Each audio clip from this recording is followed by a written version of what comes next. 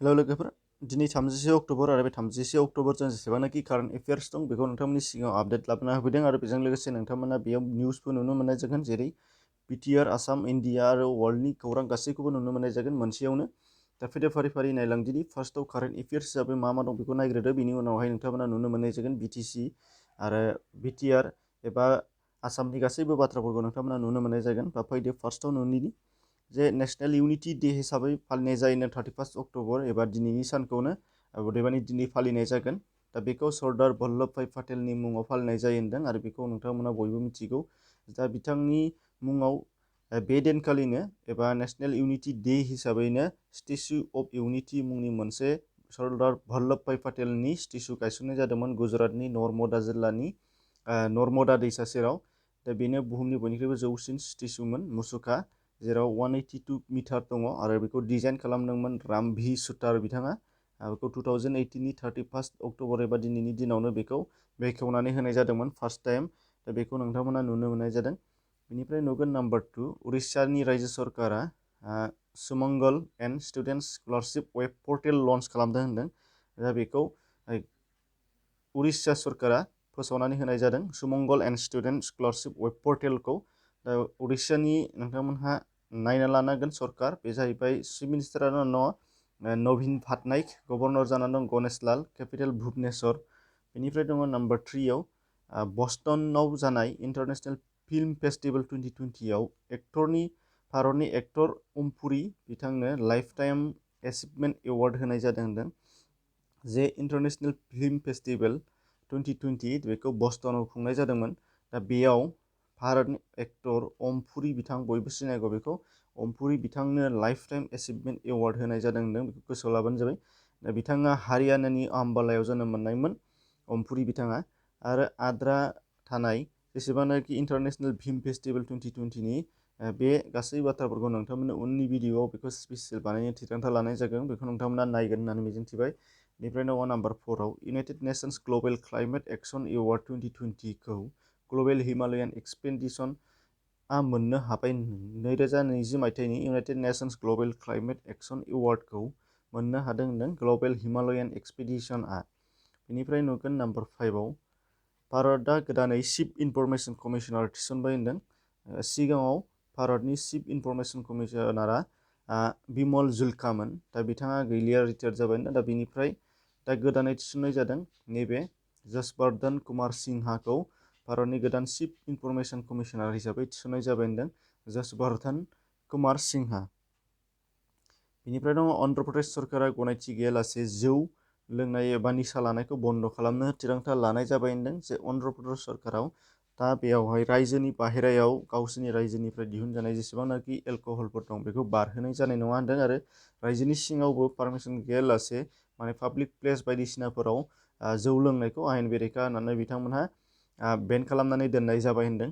दा बे अन्ध्र प्रदेशनि खोथा बुंदों सरकारा सोर जाना दङ नोंथांमोना नुनो मोननाय जागोन chief minister Y S. Jaganmohan Reddy, governor Biswabhusan Harichandan, capital Visakhapatnam.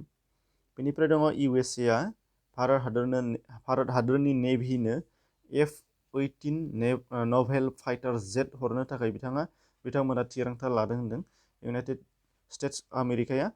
नोंथांमोना नुगोन नेभिफोरनि, जोंनि भारतनि नेभि रौनियानो F-18 नाभेल फाइटार जेट हरनो थाखाय बिथांमोना थिरांथा लादों होनदों, माने अफार खालामना होदों, अफार होदों होनदों। दा बेखौ गोसोआव लानांगोन। बेनिफ्राय नाम्बार 8आव 14th एसियान फिल्म एवार्ड 2020खौ गालिबय सावथुना मोननो हाबाय होनदों भारतनिफ्राय। होनदों 14थि एसियान फिल्म एवार्ड 2020खौ भारतनि गालिबय सावथुना मोननो हानाय जादों होनदों। बेनिफ्राय दङ निउसफोरनि बेलायावहाय आसाम, इन्डिया एबा बिटिआरनि जे आसाम मिज'राम सिमानि जोंनि दावरावा दाबो जोबाखै। बेखौ बुधबारखालि नुदोंमोन मिज'राम पुलिसा आसामनि 2 किल'मिटारफ्राम जानथायखौ हा दखल खालामफैनानै आसाम लादोंमोन। उनावहाय आसामजों आरो मिज'राम सोरखारजों सावरायलायनायाबो जादोंमोन, नाथाय जेबो गोजोन जायाखै। अदेबानि आसामजों दावहानि थाखाय जुजिनो थियारि जानानै दं होनदों मिज'रामा। आरो बे बाथ्राया मिज'रामनि सिङाव थानाय जेनाखि इन्दरमोन, दा बे भिडिअआ भाइरेल जाबाय होनदों। आरो बे भाइरेल जानायखौ खौराङाव नुनो मोननाय जादों। नोंथांमोननो डिसक्रिपसनाव लिंक होनाय जादों, बेजों थांनानै नायबाबो नुनो मोननाय जागोन जे मिज'रामनि सिङाव माबादि सोलिगासिनो दङ जे जोंनि आसामनि हा लानो थाखाय बिथांमोनहा दावहा नांनोबो थियारि जाना दं होनदों। दा बेनिबो मोनसे भिडिअ भाइरेल जादों, बेखौबो खौराङाव होनाय जादों। बेखौ लिंकआव थांनानै नायनो हानाय जागोन। बेनिफ्राय नंगौ नाम्बार 2, सुक्रुबारखालि तुर्की आरो ग्रीस हादोरनि गेजेरनि लैथो बाहागोआव जागायनानै 7.0 मेगनिट्युड रिक्टार स्केलनि गोख्रों बांग्रि मावदों आरो बेयो लैथो जिं ओनसोलफोराव गोबां लोमसावदों, अदेबानि सुनामि जाखांदों आरो तुर्की हादोराव माखासे खैफोदबो लाबोदों। आरो बाहाय खौराङाव एक्जाक्ट मोननाय जायाखै जे सानै थैदों, 120 जोखोम, बबेयावबा साथाम, बबेयावबा 140 जोखोम बेबायदि होदों। बेखायनो नोंथांमोननि सिगाङाव बेखौ दिन्थिनाय जाग्राखै, उनाव नोंथांमोना नुनो मोनगोन। दा बेनिफ्राय नुगोन नाम्बार 3 जे प्रमद बर'खौ बिपिएफ बा दालालि बुंनायनि गोख्रों फिन होदों बिथां बारग' एमएलए खगेन्द्र बसुमतारिया। दा बिथाङा बुंबावदों दि प्रमद बर'खौ दालाल आरो बेफारि बुंनाया बिपिएफनि जोबस्रांनायनि इसारा होनदों, मानोना जोबनोसै समाव बयबो सानब्रेनानै बेबायदि बुङो होननानै बिथाङा बुंदों। दा बिथांनि थाखाय गोख्रों फिन नैबे आगुनि बारग' एमएलए खगेन्द्र बसुमतारिया होदों। बेखौबो नोंथांमोना लिंकआव थांनानै नायनो हानाय जागोन, डिसक्रिपसनाव दं। बेनिफ्राय नुगोन क'क्राझारनि कसुगाव ओनसोलनि हाग्रायाव आयेन बेरेखायै दंफां हमनो मोनदों होनदों। दा बाहाय दंफांखौ दाननानै गारियाव लड होबाय थानाय समावनो हमनो हानाय जादों होनदों एसएसबि आरो anti corruption and crime investigation बिफानफ्रा। दा बेयाव गासै 13 लाखसोनि दंफां हमनो हानाय जादों होनदों। बेनिफ्राय नाम्बार 5आव दङ गाहाय मन्थ्रि नरेन्द्र मदि बिथाङा सुक्रुबारखालि गुजरातनि केभिडियायाव आरोग्य भेन बेखेवनानै होदों आरो बेखौ नोंथांमोनाबो नुखाबाय जानो हागौ। बेनिफ्राय दङ 2021 मायथाइनि एसएसएलसि आनजादा फैगौ 2021 मायथाइनिनो मार्च दानाव गिबि सप्तायाव जागोन होननानै एसे खौरां फोरमायनाय नुनो मोननाय जादों।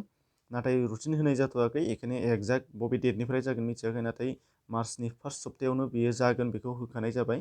बेनिफ्राय दङ नाम्बार 7आव आसामाव 2 नभेम्बरनिफ्राय थाखो 6निफ्राय थाखो 12सिम खुलिसिगोन स्कुलफोरा गासिबो। नाथाय क्लास 6नि गाहायाव थानाय जेसेबांनाखि क्लासफोर दं बिसोरो बन्द' थाजोबगोन होनदों। नाथाय क्लास 6निफ्राय क्लास 12सिमा खुलिगोन आरो कलेज खुलिनायनि खोथाखौबो नोंथांमोना सिगांनि खौराङाव नुनो मोनखाबाय जानांगौ। दा बेखिनि एसेनोसै, गोजोन्थों।